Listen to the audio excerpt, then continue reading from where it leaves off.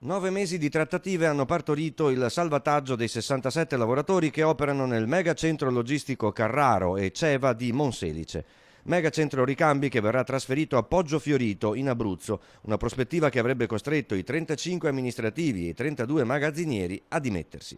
Invece, con un accordo innovativo, la Carraro dovrà assorbire 35 impiegati in altre sue sedi del Veneto, Rovigo e Campodarsego, mentre 32 magazzinieri saranno affidati a una società specializzata che gli proporrà offerte di lavoro anche in Carraro e solo a tempo indeterminato fino al 30 giugno 2018. Questi erano almeno 70 licenziamenti e credo che abbiamo convinto le aziende che di questi tempi conviene fare un patto col sindacato utilizzando tutti gli strumenti che la legge consente per appunto offrire un lavoro. Solo se non si arrivasse a una collocazione dei 32 operai entro 6 mesi gli verrebbe riconosciuta una buona uscita. CGIL e CISL ricordano che si è arrivati a questo risultato dopo quasi un mese di scioperi, con un grande sacrificio dei lavoratori, quasi tutti della zona di Rovigo, che ora potranno passare un Natale abbastanza tranquillo. Mi sento di dire di sì.